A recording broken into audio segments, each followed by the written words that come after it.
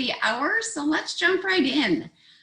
Good afternoon, and thank you for joining us today. Cherish, Sam, and I received very positive feedback from our webinar a few weeks ago that many of you attended. And as our collective experience with the pandemic expands and evolves both personally and professionally working with all of you, we felt like it was the right time to explore the topic of thriving during uncertainty.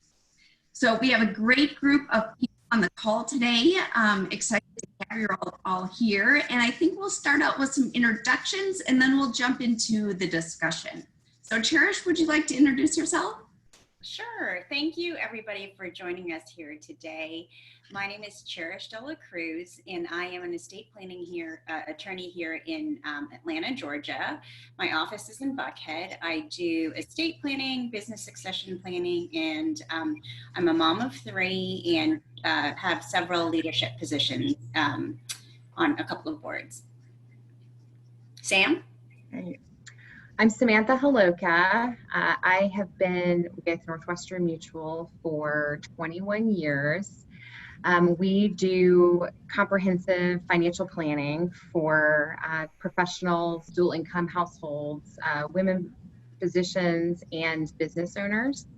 I'm also a mom of 2, homeschooling myself right now, and definitely in the thick of this just getting through this pandemic.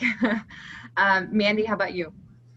Thanks, Sam. So I'm Mandy Rollins. I'm an executive coach working primarily with physicians who want to thrive in their careers and their lives through leadership development, promoting well-being, and preventing burnout.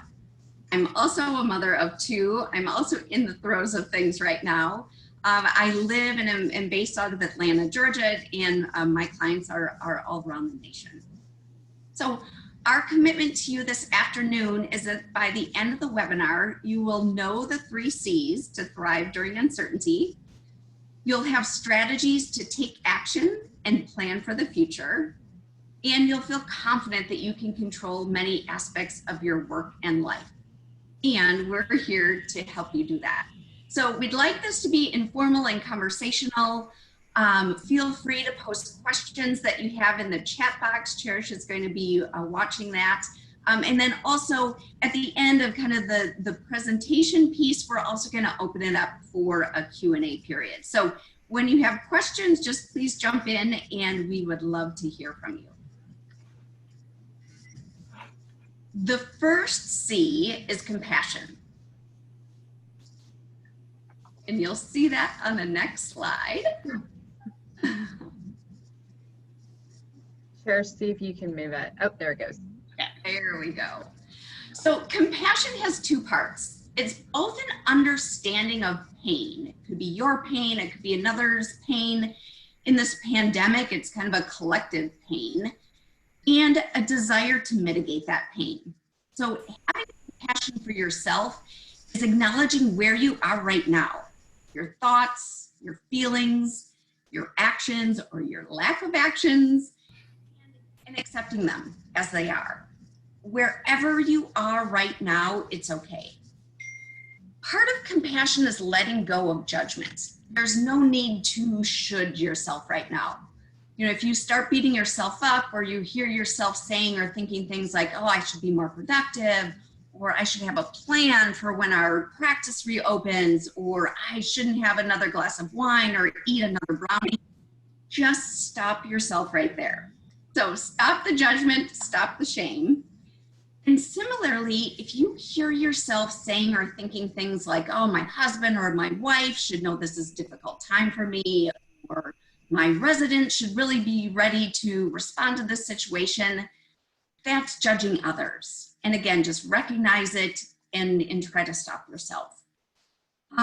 You may be expecting from others that they may not be ready or able to deliver at this time. And from a compassionate perspective, you can shift that thought to something like, how can I help my husband or wife understand my feelings right now? Or how can I help my residents prepare for the work that they're doing in a new way? There's also having compassion for the situation that we're in. You know, an analogy that I heard recently, and you may have heard this as well, is that we're all in the same storm, but we're in different boats with different levels of support and different resources. And having compassion for others is recognizing those different boats and looking for ways to help. So no one's ever been in this type of situation before. So give yourself a break. You know, there really isn't a playbook. And in general, most people are doing the very best that they can, including you. So as I've been coaching physicians over the last 7 or 8 weeks, I've seen a theme of polarities emerge. And for those of you that aren't familiar with polarities, they're basically two opposites on a scale that connects them. And most people look at polarities as like one versus another. And really the power is embracing both. So there's a powerful energy in the movement between both poles. And really embracing that power can help you feel and get unstuck. One set of polarities is caring for self and caring for others, and especially for those of you that are actively caring for COVID patients right now. You know, you're struggling with this wanting to protect yourself and keep your family safe with a strong desire to care for your patients.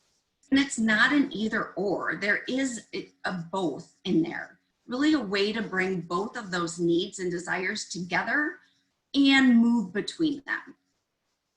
Another polarity that I've seen is short-term versus long-term, or similarly surviving and thriving. I've seen this pull between focusing on the right here and now, like I need to make it through this day or this hour or this minute, and preparing and planning for the future, really learning and growing and making life better. But again, it's not one or the other, it's moving between the two. And finally, there's a polarity with reflection and taking action. So there's a lot of energy in purposefully moving between reflection and action. It's taking time to reflect and then kind of acting on what you've learned, and then reflecting on the action and taking more action and reflecting and acting. It's really a beautiful infinity loop where you can gain a lot of insight and momentum. So Sam, I'm curious as to how do you help your clients both reflect and move to action in a compassionate way? Thanks, Mandy. And thank you for that. I loved that reflecting and acting. I think that's huge. So a lot of the compassion components that we touch in the work that we do with clients, whether it's just been over the last several weeks, because I've had a lot of conversations with clients, just helping them hang on right now or make sure they can navigate through this successfully or as best they can. And a big part of that is the self-care. And I know you're thinking financial planning, self-care, what does that mean? But you know, we really want to start as we're doing planning with, you know, who people want to be, right? I work with a lot of dual incomes. I work with a lot of professional women, particularly, and a lot of men who are in very demanding jobs and roles, and they have a lot of conflict with some of those roles between their work and being a father, being a spouse, or being a mother, and so really trying to figure out, you know, who do you want to be? It's not just what do you want to accomplish or what do you want to do, right? We all have endless to-do lists, but it's more about who do we want to be. And right now is a great time to reflect on that. And then what do you need to be able to be that person? So do you need more time? Do you need more exercise? I know I do. Do you need more autonomy in your life? Can you invest money in yourself? Can you invest more money in your business to give you more freedom to be who you want to be? And to give yourself a little bit more compassion. So, you know, in my story, I can share with you, a couple of years ago, I was exhausted. My business was doing great. Financially, it was growing to a certain point, but it was just plateauing. And all I knew was how to work harder and how to work longer hours to get to where I was. but I knew that I couldn't continue doing that. If anything, I wanted to do the opposite. I wanted to continue working hard, but I did not want to work longer hours.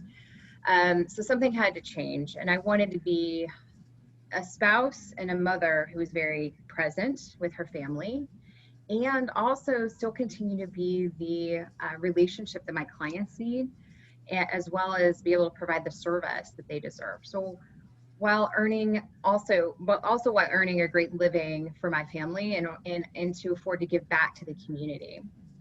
So I needed more time. I needed more support inside the office and outside the office. Right now, I need more time, especially, right, because I have to feed my kids 3 meals a day and still do a lot of things at the house that I wasn't expecting to, that I normally don't have to do on a daily basis along with the work. But I also needed more exercise during that time. I needed more rest. I'm not very good at resting. And I needed more coaching and accountability. So it took me a long time to justify taking the time and spending the money. But once I invested in the right team in the office, and I invested in a coach, and I invested in more regular exercise in myself, and getting more rest, I had the space to be who I wanted to be. And also, even though it seemed like I was stepping back and filling my time with other things besides just work, my profits increased tremendously. So, and it was all because I was focused on who I needed to be. So I feel like if you just sometimes let go, but you have to think about that when you are planning financially for growth, who is it you want to be? Because if you're not really focused on those important things, it's going to get in the way eventually. The other areas that we cover too is, having compassion for others that we love, like our family, and potentially the community as well, if that's important to you. So what does giving look like to you? Is it time? Is it volunteering or mentoring? Is it talent? Is it giving your expertise at a project at church or other parts of the community? Is it money? Do you have it in your budget each month or each year to tithe or give to your neighbors in need, or other organizations in the community that can provide sustainable art, education, economic, and health programs, if those are important to you? So they all have some opportunity costs, right? But what we find is that when people really are honest about what it is that who they want to be, and then they build their career and their financial plan around that, they're a lot more successful. So that's typically where we start with that. So I'm going to pass it over to Cherish, and she's going to share a specific example of compassion around estate planning. Thanks, Sam. I think right now, given all the situation and the news and, people going back to the reflection, people have had time to think about, what would happen to themselves or to their loved ones. And they start these scenarios of, what if I get sick? Or what if, my mom or dad gets sick, or my children get sick, or my spouse gets sick? Inevitably, they'll come to the conclusion that, yes, I am prepared or I'm not prepared. But I want you to, and the clients that have been reaching out to me in the last couple of weeks, a lot of it is, a lot of them have been experiencing some judgment. Why did I wait so long to start my planning? Please don't judge me. Please don't judge me, and don't judge me for not planning. And I'm saying from a safe space that it's okay if you didn't do the planning. What you're doing now is you're thinking about starting the planning. And so what I want people to know is that estate planning is just planning for your loved ones, planning for what will happen to you if you get sick, planning what will happen to your assets and how they want to be divided. And, it's also talking about and getting involved with planning for your values. I have 3 children myself, Emma, Sophia, and Aiden. They like it when I mention their names on webinars. But, I think about them and I think, they're so young. You know, if I were to get sick, what would happen to them? And, you know, a lot of mothers who have been reaching out to me in these last couple of weeks have been thinking about what would happen to their children, what would happen to their business. I'm also a business owner, and I think about those things. So I worry about that. And there's lots of fear and anxiety about that. But one thing you can do is you can just take baby steps and have compassion from where you are at this point. If you haven't done the planning, it's okay. And planning is a process. It evolves and it grows. And so it's just starting to think about your goals. And so, you know, when we looked at it statistically, and, you know, I deal a lot with very successful female entrepreneurs, CEOs, executives, just wonderful, wonderful women and men. And a lot of people haven't planned. And so when you don't plan, it can cause devastating consequences. But, you know, the reality of it all is, 75% of Americans with minors will leave the decision of their child's guardian to the courts. And as a mother myself, I would never want my family to be put in that situation. I don't want someone else to have to choose, especially the court who might not know. In this COVID environment, some people don't have an advanced health care directive. We would say about, 60% of the people out there. And an advanced health care directive, helps you choose who you want to speak for yourself if you were to become sick and you couldn't speak for yourself. And, only about 35% of people have a will and 21% have a trust. But, planning, it can be a very emotional thing. It's something that's personal, like finances, and you want to find somebody that you feel comfortable with. So don't come from a place where there is judgment, but have compassion for yourself if you didn't do the planning. And then, just to think also in terms of, even if you do have an estate plan, thinking about the 5 Ds, which is, you want to update your estate plan if there's a death in your family, if there's disability, divorce, if you've moved, and then if you have children or or other grandchildren. Thanks, Sam. Thank you, Cherish. I'm just, I see a question here from Loranda regarding how to be compassionate to others when your goals don't align. And it's a great question, Loranda. When I think about this, I really think about it in the second part of your question, and part of this also relates to control that we're going to be talking about soon. But I think it's really taking that step back and realizing, okay, this is what's important to me. This is what's important to that other person. And just being okay with that. So not, going through the process of trying to change that person or change their thoughts or change their ideas. Unless it's a situation where you really do need to work together, then there's an opportunity for some communication and some negotiation to figure out how you can move forward. But it's that piece that Cherish had just mentioned as well, about really not judging them, not going into kind of that process of trying to fix the other person, but just acknowledging that this is what it is right now. And in this environment, kind of everyone's tension kind of seems to be a little bit higher. So, and then the second part of your question, if you don't mind, I'll wait until we talk about control, and I'll answer that. So the second C is creativity.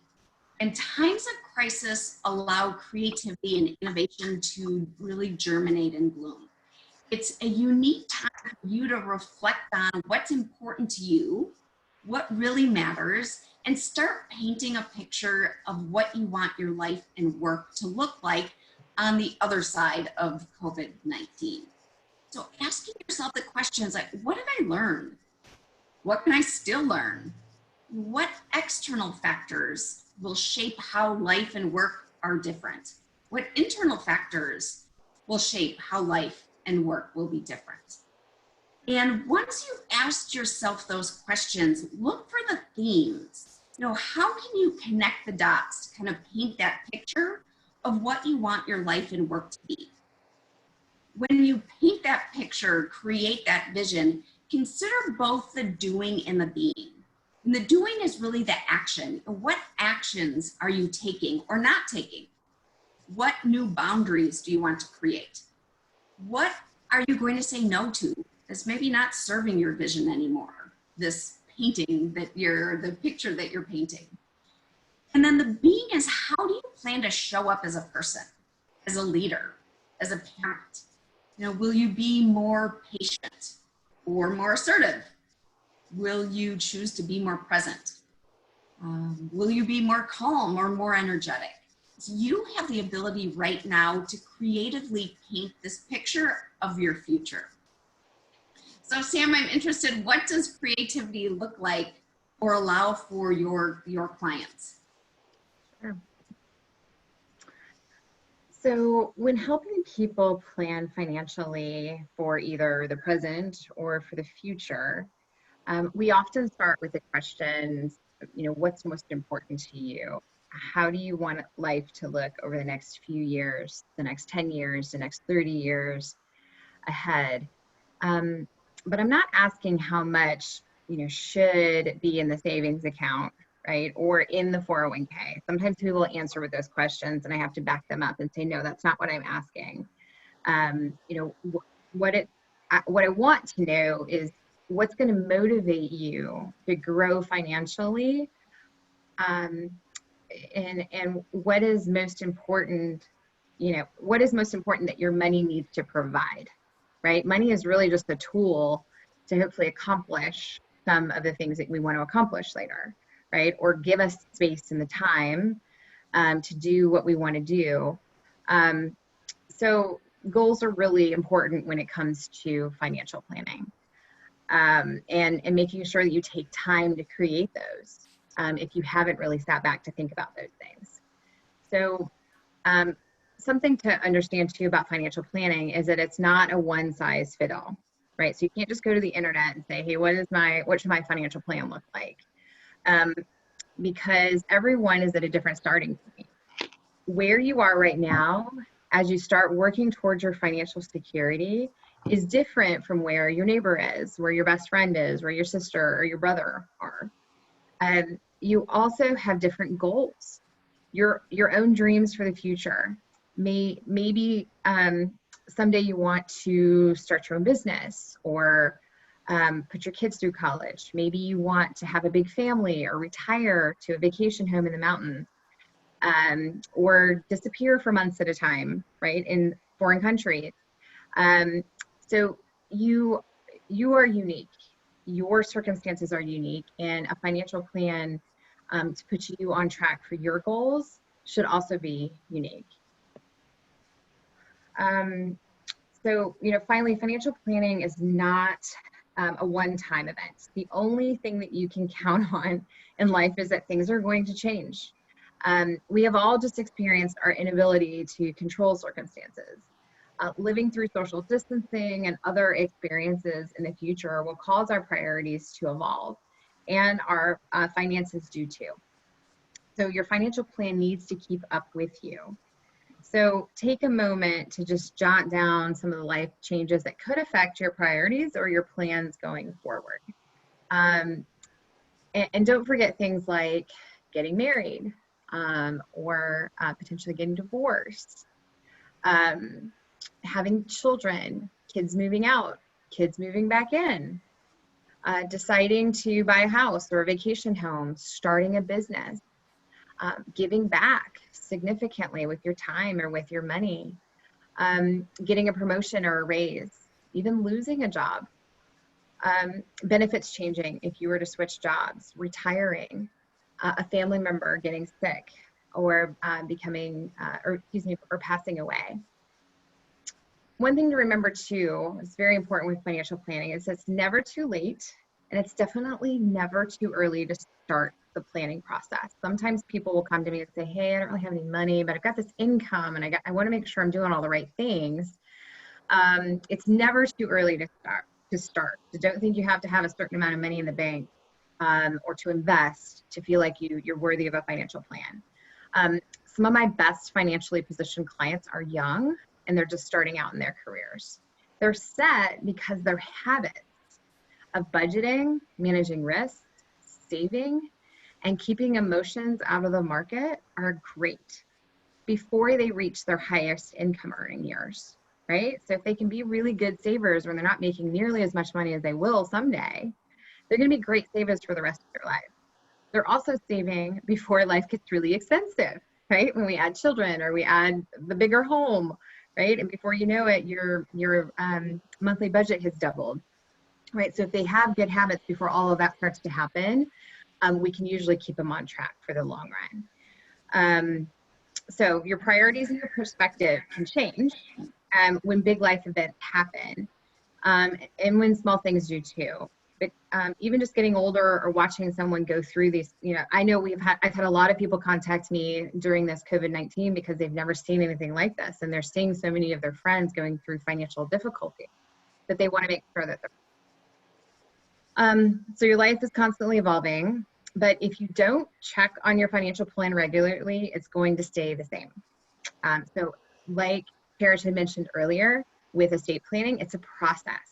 With financial planning too. So just make sure that you're continuing to create and recreate as you continue to evolve as a person and as your life begins to unfold a little bit more. Now, Parrish is going to share her insight on creating legacy. Thanks, Sam. And so often when I meet with clients, we talk about legacy. And legacy can mean a multitude of things. Legacy could mean how do you want to show up for your family? Or what kind of values do you want to make sure that you transfer on to the next generation? Legacy can mean, if you don't have any children, legacy could mean starting that nonprofit, being a leader in the community, or if you're a business owner, creating that legacy for your business. So legacy can mean a multitude of things with different variations. For me, it means being a good mother. It means being present, being available. But also legacy to me means being a good business owner, a good attorney who helps other people reach their goals or helps them through difficult processes. So those are the things that estate planning and legacy planning. But as we have this time to think and to reflect, thinking creatively about legacy is, you have this time. Think about what Sam was saying and what Mandy were saying about, your future and thinking about that.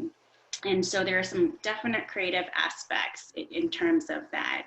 For me, it's important to be, a leader, a mother, a source of support for women professionals and women entrepreneurs.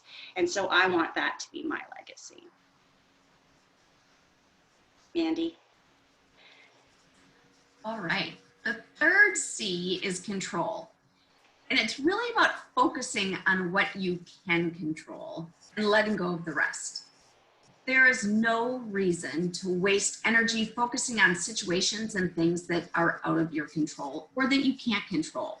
It's true during a pandemic and it's true in life in general. So just a question that I'd like to pose to the group right now is, what can you control right now? And let's start with thinking about just you as a person. So in the chat, just write a couple of things that you can control right now about yourself.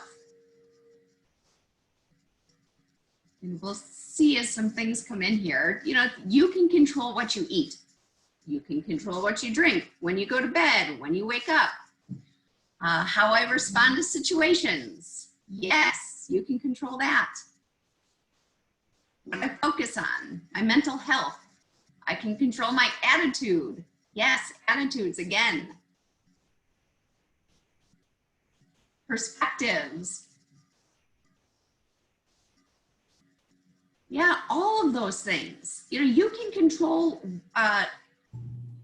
get up in the morning and stay in your pajamas, or you put on your clothes. I mean, those sound really simple and ridiculous, but those are things that you have in control as it relates to you as a person. What about at home? What can you control in your home with your family? And you can put that in the chat. So you can control,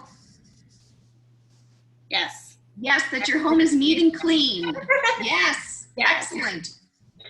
I feel that way too, because I'm like, Yes. if my house is clean, then I can start off my day and it's okay. Yes. Everything will be okay if the counter is clean.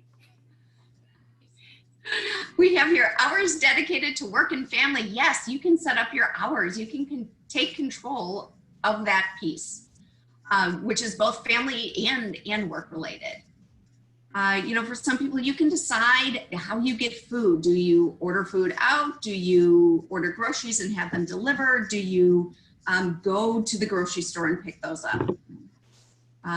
You can, yeah, how you interact with your family. So maybe not how your family interacts with you, but really how you interact with them, you can control. You can do virtual happy hours with your friends or extended family. And what about at work? What can you control at work? You can put that in the chat.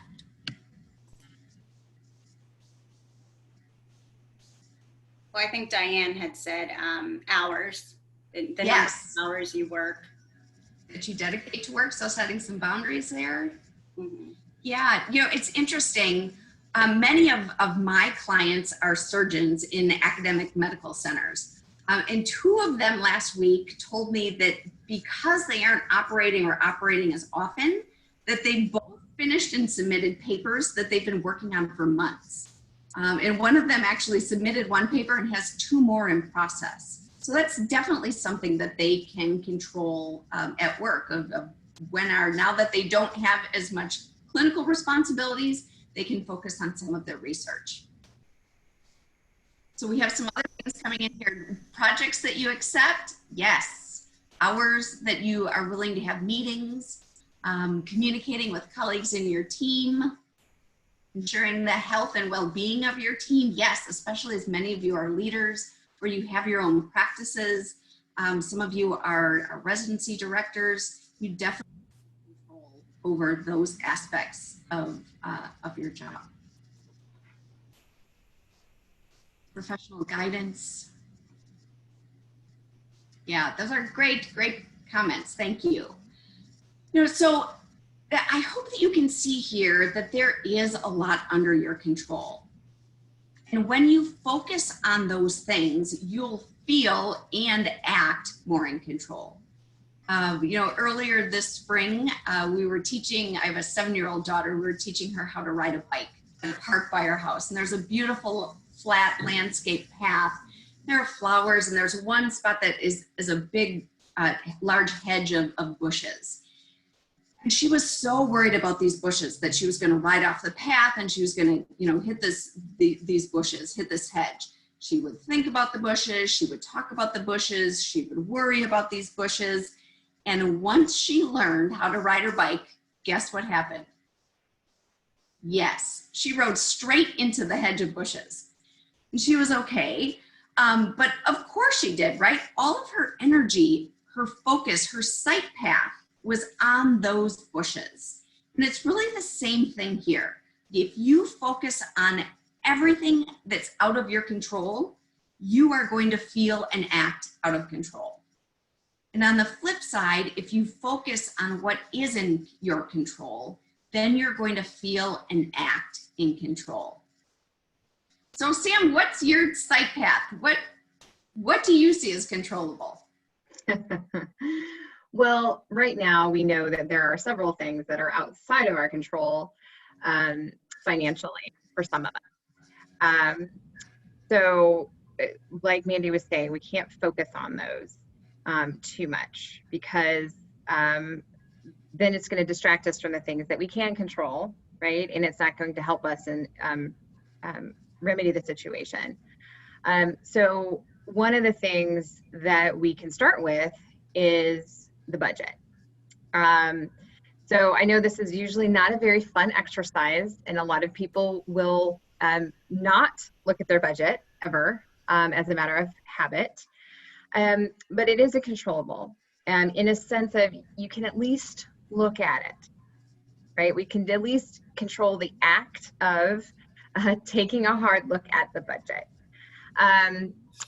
So, we, again, if we have experienced either a job loss, I've had a lot of clients who have reduced pay, or they didn't get the raise or the bonus that they were expecting, or they were told that they were going to get. They've all been put on hold. And so some of those financial goals, I know in my business, there are a lot of things that we thought were going to happen here in the last few months that may never happen, or they may happen 6 months from now, because of, how my clients' lives were impacted. So again, we can't control those things. We really just need to surrender in these moments, and, accept what we can't control. So the one thing I would think financially, if there's one thing that I can advise you to do right now, and my husband and I are doing this ourselves right now too, is to just sit down and take a look at the budget. It's a great time for all of us to do that. You may feel that you can't control much of that budget, and some things are set in stone, right? So maybe the rent or the mortgage or other bills. But for our discretionary spending, I'm sure for a lot of us that's changed quite a bit. And so knowing that hopefully we will be able to go back out and spend more money and have a little bit more fun, it's just a good time to look over those things, to really get a hard look at what we're actually spending our money on and what really makes a big difference. So again, just take a look. That's the first start is, as Mandy was saying, let's do a reflection on it. Let's look at it and let's reflect. Let's not judge. And be very gentle with yourself and be very gentle with your spouse. I know sometimes these can cause, looking over the budget can cause fights. That's not what this is meant to do. This is meant to just say, okay, where are we? Where are we right now? And how are we spending money? You can't, if there's a problem that you're afraid you're going to see, or that you have, you're not going to be able to fix it until you know exactly where you are. Okay.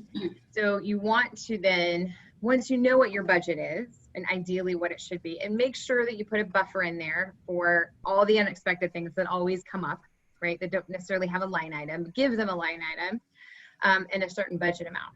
And then what you want to do is compare your budget to how much income you're bringing into the household each month. Okay, and really then try spending less than what you bring home each month. Living on cash, in other words, you're living on the cash that you earn can help you develop good money habits and financial discipline.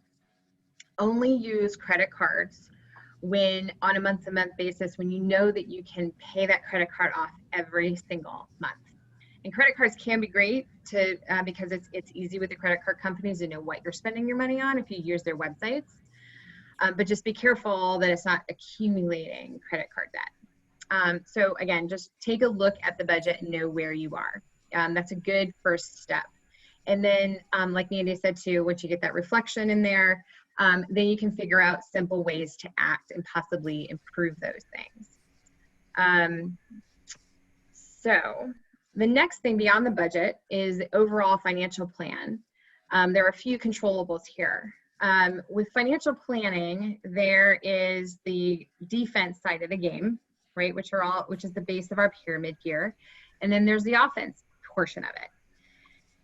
The controllables here are whether you have a will or estate plan done, right? Whether you have enough cash, and typically that's about 3 months of expenses each month for a dual income family, or 6 months if it's a single income family.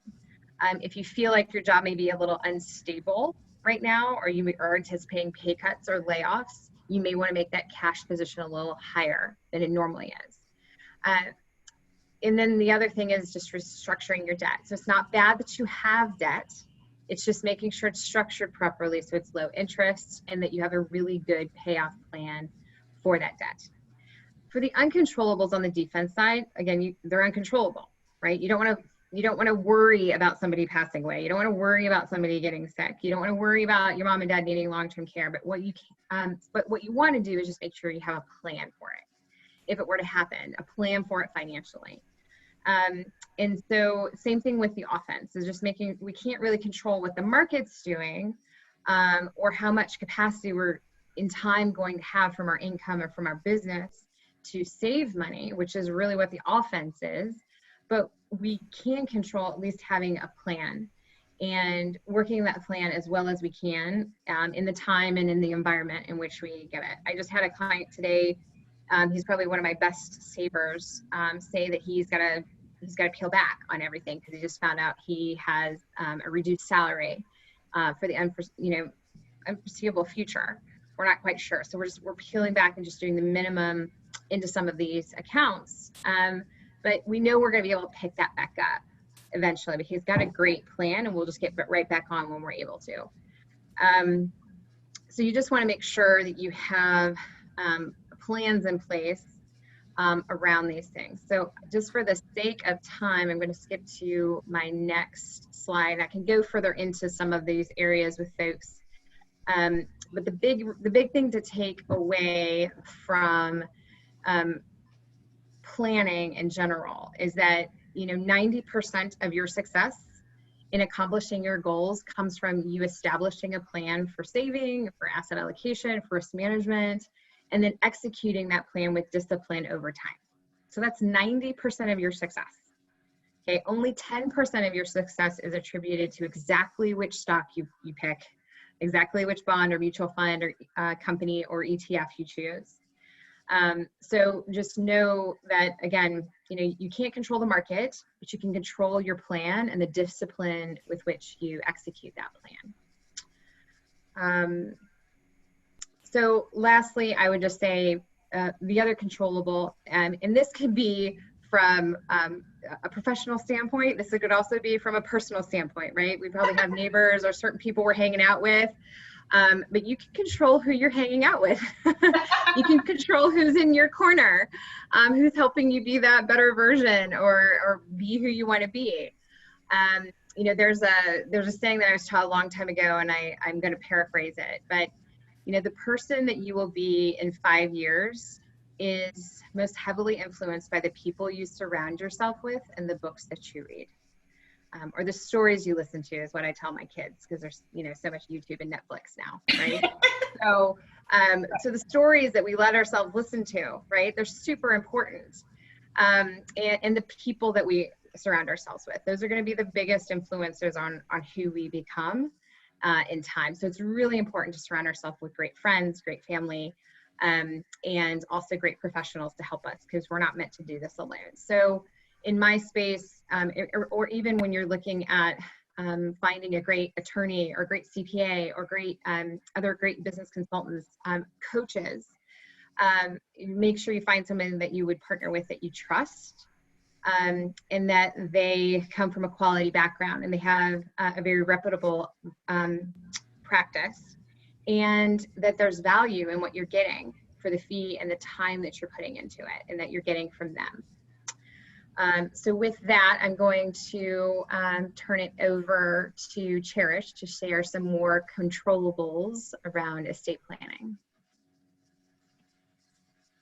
And hopefully this question, I agree with you, Sam. I'm trying to always teach my children to surround yourself with people that you want to aspire to be, or to be the growth-minded individuals. Because what is that saying? You're the sum of the 5 people that you hang around with. Mm-hmm. And it's true. I mean, you have to be intentional about that. But going back to this, I know that somebody had a question for estate planning and whether or not you need a trust. And so let's just, go over briefly what you can talk about in an estate plan and what are components of a good estate plan. And so a will is something where you draft a will and then you have to go through probate court. In a will, you generally can't put any conditions on there, and it will go outright to the people that you've listed in the will. Whereas a trust, let's think of a trust in terms of a bucket, a contract that you have between you and your beneficiaries. So trusts are good for parents who have children who are minors, parents or other people who want to leave conditions as to how and when their beneficiaries will get the money. If you're concerned about other people's spouses or creditors or other predators, that's when you would want to have a trust. And so hopefully that answered the question. And if not, please feel free to reach out to me if that didn't answer the question that was posed in the Q&A. And the next component is having an advanced healthcare directive.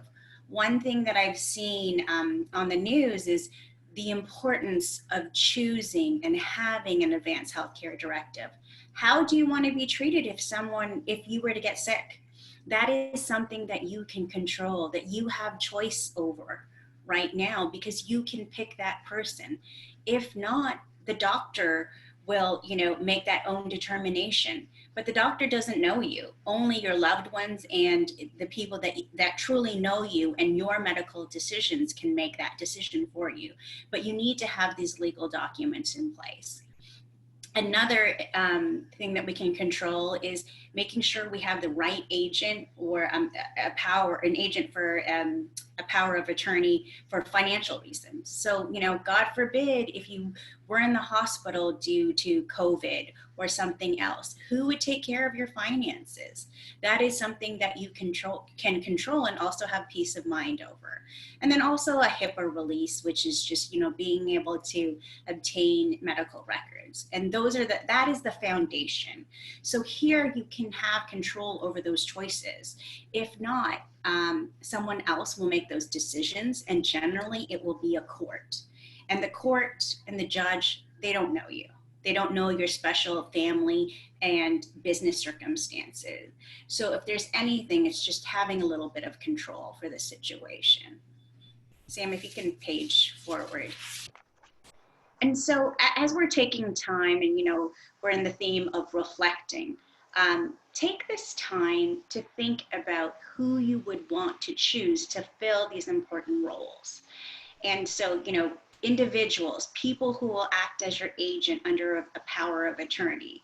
So somebody who's good with finances, somebody that you could trust, and that because they'd be given a lot of power to make sure that they would do what you would want them to do, that they would know how to pay for your credit card bills. And that doesn't always mean a family member. It could be someone else that could fill that role. And then in terms of healthcare agent and thinking about, okay, well, my sister would be my healthcare agent, or my spouse would be my healthcare agent and can make medical decisions for me if something happens to me. But then if something happened to my husband, who would that next person be? So thinking the alternate.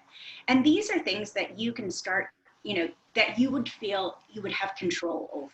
And like Mandy and Sam were saying, is that you just want to take baby steps towards these situations. A big thing that I feel very passionately about is choosing a guardian for your minor children, especially if you are in a situation where you travel or you're a single parent household. You need to choose. I've done work with the Department of Children and Families, and you don't want to be in the situation where your children, somebody else picks the guardian for your child. The juvenile judge does not know your children. They don't know the special circumstances. They don't know that my son, has, certain challenges or medical issues, or they don't know that Sophia, my daughter, is really into Girl Scouts, or my eldest daughter is really into dancing. And so you want to provide for those things. And then also just choosing an executor or personal representative, somebody that you trust. And a HIPAA agent is just somebody who can access your medical records. But, thinking thoughtfully of those situations, and especially with guardians, you want to make sure that they share the same values that you do. And so as we're cleaning out our house, my house has looked I'm very proud of how my house looks today because the garage is clean and everything is great. But as I am gathering important information and I'm cleaning out my office, both, off-site and then in my home office, you're starting to organize already. You're starting to get rid of things that you don't necessarily need. But as you're gathering and organizing this important information, put aside your deeds to your home, the mortgage documents, retirement plans, life insurance policies that you completely forgot that you had that may be in this filing cabinet, tucked away, real estate, investment accounts, your car titles, furnishings, all the tchotchkes that your grandmother gave you. So think about those things, because as you're doing your estate planning, you'll need all of that information. And that's definitely stuff that you can control. So the cleaning, the organizing, that part can be, you're already doing it anyways. And then just put literally put it aside, put it in a separate folder, and then start that way. Because then you will feel in control. So you know where to find that stuff. And then Sam, if you can page forward to the next. So just practical tips and next steps. Really call an estate planning attorney, start the process, talk to someone. I mean, in my practice, we offer a quick meet and greet, 20-minute consultation. We just talk like we're talking now on this. You talk about your goals, and what you're looking for, and start that process, because it isn't as intimidating or as fearful as some people have made it in their heads. And then if you're starting to think about the process, tell your executor and loved ones where you can find important documents. So all of that stuff that you just organized and that you put aside, just say, hey, it's in my office desk. The safety deposit box key is there as well too. My will is there. For my clients, we have online documents and then originals as well too. So, locate, tell them where they can find these things, because the last thing you want to do in a crisis situation, which is where someone gets sick or if somebody passes away, you don't want to be on a scavenger hunt. I've had many clients who've experienced that, and that is definitely not a place of control, and you don't want your loved ones to go through that. And I'm sure Sam has experienced this as well, but, have your latest beneficiary designations in wherever you have them in that important folder, because you need that to claim life insurance or bank accounts or just all of those things. And then, if you have deeds and other important documents, just put it away, put it aside, label it important documents, and then kind of look. So. Thank you, Cherish. So to summarize, compassion, creativity, and control are the 3 C's to thrive during uncertainty.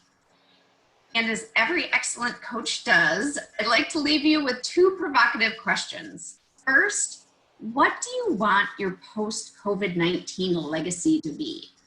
So in a year or 2 or 5, what impact do you want to say you had during this time?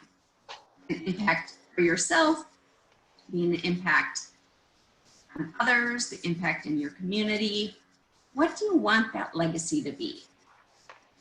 And to take that a step further, if you were going to roll the clock forward 10, 30, 50 years, when you're talking with your grandchildren or great nieces and great nephews, what lessons or experiences do you want to share with them? So 2 questions just to consider. And finally, Sam, thank you. There is no expectation that you need to do this work on your own. So Cherish, Sam, and I are here and happy to help you on this journey, whether it's putting together a budget and a financial plan, or solidifying an estate plan, or helping you paint that picture, create your vision of the future. This is what we do. So with that, let's open it up to questions. And Cherish is going to put everyone on unmute, and also feel free to type any questions into the chat box as well, if you have a question or if you even just have a thought to share.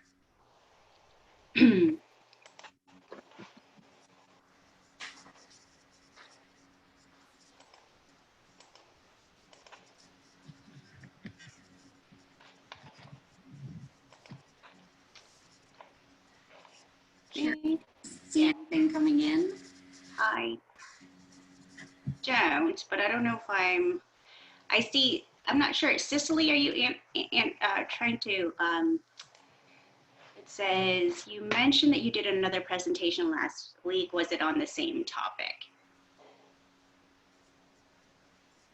So a few weeks ago, do you want to answer that, Cherish? No, you go ahead. I'm going to try to unmute everybody. Okay. So a few weeks ago, we hosted a webinar that was focused on protecting what matters most. So we talked through a number of ways to mitigate risk, different ways to protect your family, you know, with really the ideas different things matter to different people. And so identifying what those are, and then putting plans in place in order to protect that. So Sam and Cherish, do you want to share a little bit about what you had talked about? There's some similarities to what we're talking about today. Mm-hmm. For me, it was more of the risk management piece of financial planning. So again, making sure that if something, just making sure that if we had certain losses, whether it be a job loss or somebody passed away or anything in between, that we had some protection there. I can go into more depth with that. I think for the sake of time, I want to just kind of keep it there and let Cherish share hers so we can get to more questions. Yeah, sure. And mine was really on asset protection. So asset protection for the female physician, but asset protection strategies that could also happen for small business owners as well too. But we're happy to share that recording. We have our recordings available and we can send that to you if you'd like.